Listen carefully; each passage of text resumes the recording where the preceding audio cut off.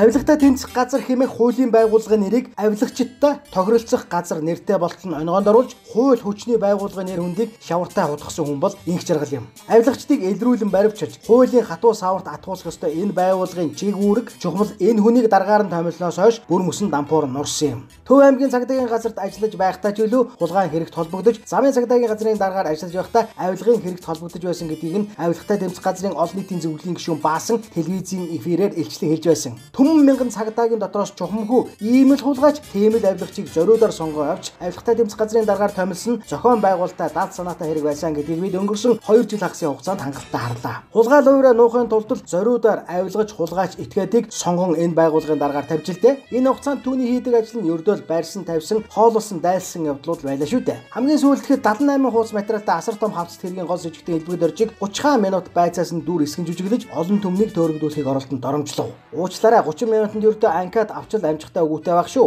Олон нийтийн дургуутсал нэмэгдэж өөрийг нь огцруулах асуудал босоод ирэхээр л хэдэн найз нарынхаа аль нэгийг барьж хорьсон болж жүжиглээд шуугаа намтахаар нь буцаагаа сулаад гаргачихт нь одоо гин биш зам болж. Ягаав нөгөө Санжийн баяр, Саахан бандаг, Сангажийн баяр зогтнор бүгд л энэ шоугаар олонний анхаарлаас холдон одсон. Санжийн баяр нь бүр байжхад Солонгост яваа сураг дуулцсан. Сангажийн баяр зогтон сэлэнгэд хандив дараасан шигээ явж байлаа шүү дээ. Одоо бүр байжхад телевизийн эзэд болж байгаагаа ичгүүр сонжуургүйгээр зарлалаа. Монголын авилгачид энэ хүний өнгөн дээр ингэж л галзуурцгааж байгааг бид харсаар үзээр суугаа. Юмд хэмжээ гэж би одоо энэ хүний зооны сав зогсоолдоо тулсан зовлонгийн уут нь амсраа нээсэн. Ялыг нь өөрүүлж байх ёстой газарт нь аваачих цаг нь ирсэн. Өнөөдрөөс эхлэн засагдж байгаа мэдээллүүдийг харуул заамар дахь илт гол тэмээх алтны уурхаагаас авилгатай тэмцэх газар инх жаргал хой үрддэг ба тэр уурхаа дээр гарсан хүн амны эргийг инх жаргалын хадам дүүгийнх нь хүү төвшин баярнаар булаантуулж хөөрхий талигачиг өөрийнхөө буруугаас олж амиа алдсан болгон хувиргасан хэрэг гарчаа. Ингээд уг хэргийг хуулийнхаа шалгах гэтэл инх жаргалын зүгээс шалгуулахгүй хэмээн албан тушаалаараа далайлган саад хийж эхэлсэн байна. Авилгатай тэмцэх газрын тэргүүн атагтай дүүгийн хүү учраас хэрэг хийсэн ч хууль өөрчлөхгүй хэмээн даналцаж байна шүү дээ. Өөрөөр хэлбэл бүр нарийн хариул энэ уурхаагаас хой үрддэг хүмүүсийн дотор инх жаргалын сайх Миен Колтын нэрч цохиж явна. Заамрын гаралтай хүнээс энэ талаар асуувал тийм